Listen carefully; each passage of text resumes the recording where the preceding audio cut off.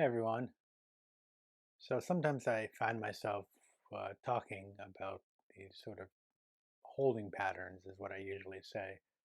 And what I've realized is some people, they don't quite understand what I understand.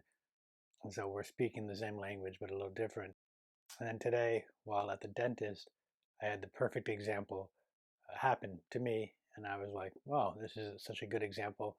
I can share it with you guys so that you can maybe have a related experience and understand a little bit more about that.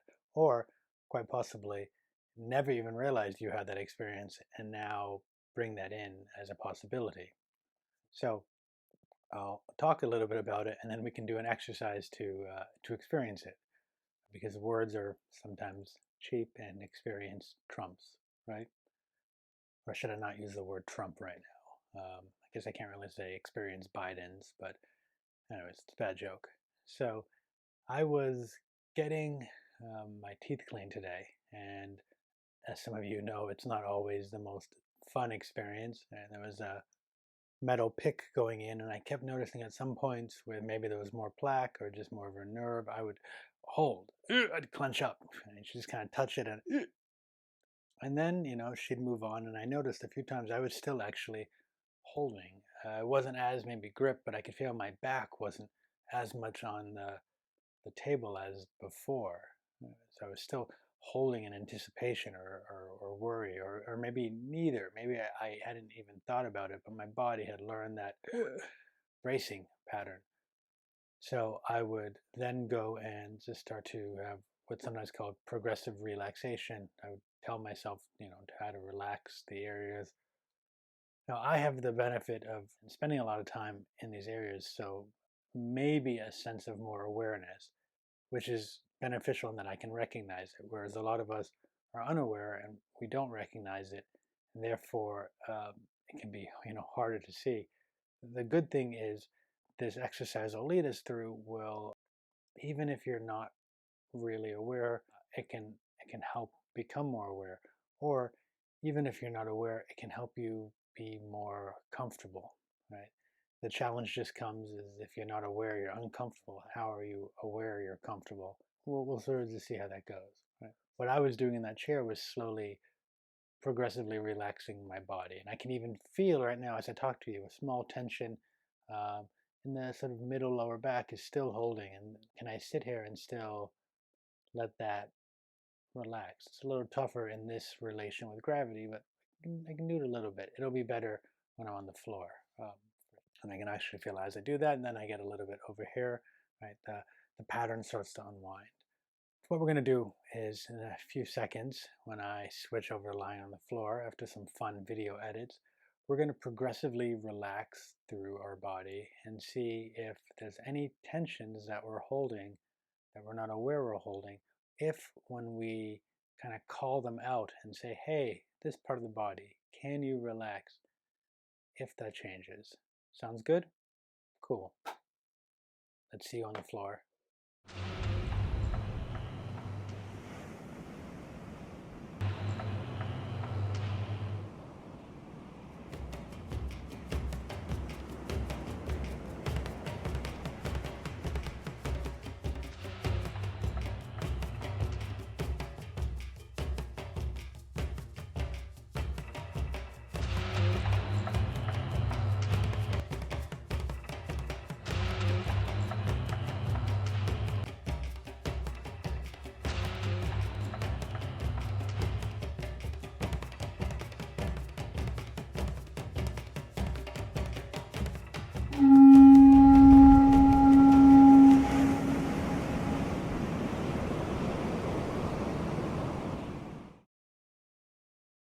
So here we are, lying on our backs, hopefully having a comfortable yoga mat or a few blankets or towels underneath you. That makes it a little more comfortable so you're not just resting your bones on the hard wood or cement surface. If you're lying outside in the grass, it can be nice to have a thin mat so you don't get grass stains, but depending on the earth, it should be comfortable for you to lie down on. And the palms can be open to the sky just by the sides. not too far away and not too in. Just find a comfortable place where you feel like you can just drop in. Almost like the earth can just not just hold your weight, but if you were to get up, there'd be like a small indentation because you're just let your weight go so much. And even for some right there, that'll be a huge start. They don't realize how much the back is actually holding. You can see, wow, what would it be like if I drop in even more without pushing.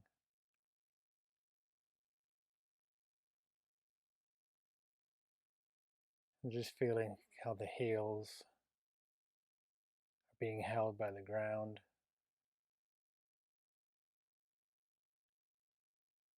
The backs of the calves, aware of how the backs of the knees are either being held for the ground or maybe they're coming off the ground slightly based on how your bones are curved.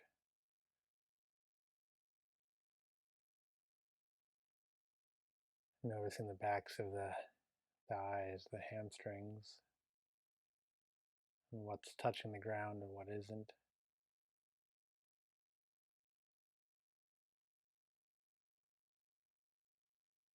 And the lower back, the buttocks, and seeing if they can just drop in a little more to the ground.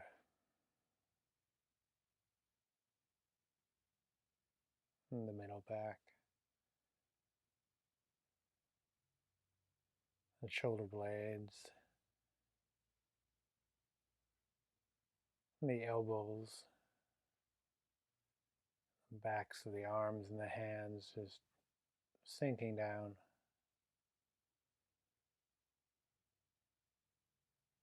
Of course, the back of the head as well. So I sometimes think about, Hollywood Walk of Fame, when they would place their hands in the cement. We can think about that as well. We're just sort of doing that same thing. We're letting our body just reach into that cement to leave a signature of our whole body on the ground here.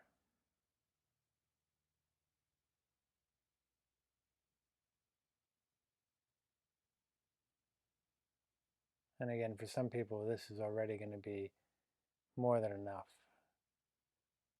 From our habitual holding of our back muscles, which are helping us stay upright, and sometimes we are overworking them because of weaker parts on the front or because of other reasons for whatever we learn. So being here and letting them relax and sink in, for some that may be profound.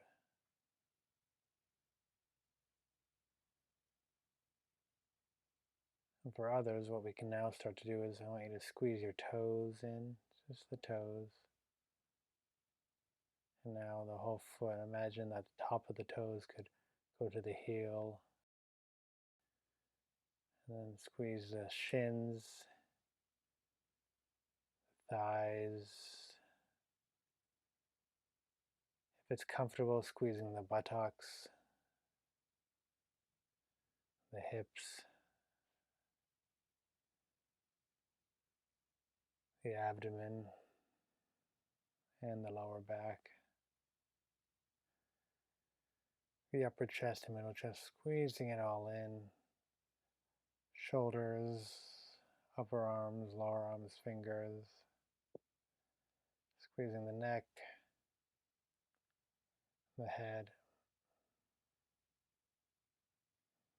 Then contract a little bit so that the head would even lift up. Curling in, squeezing.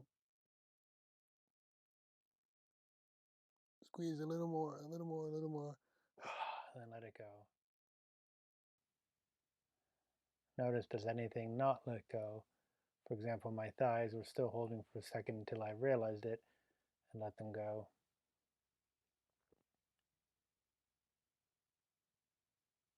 And let's try it again, squeezing everything in, toes, ankles, legs, arms, shoulders, chest, belly, everything in. Squeeze in, lift the head up, lift the legs up, squeeze. a little more, and then let go. Once again, just feeling how your body's feeling on the ground. Again, noticing the heels, the backs of the legs,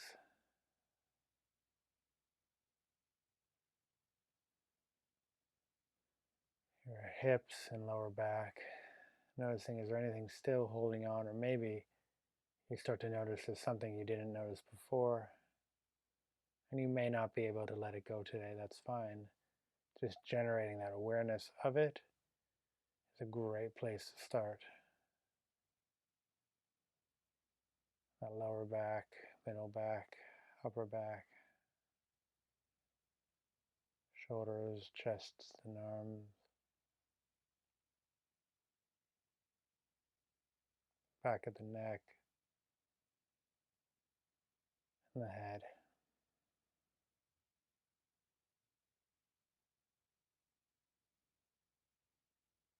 I'm just staying here for a few more breaths, just letting your body relax down.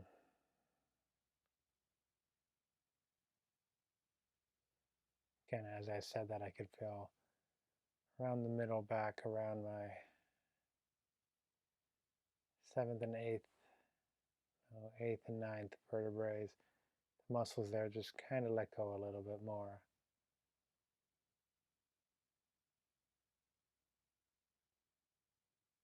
When you're ready, you can bend the knees, roll onto your left or your right side, either way.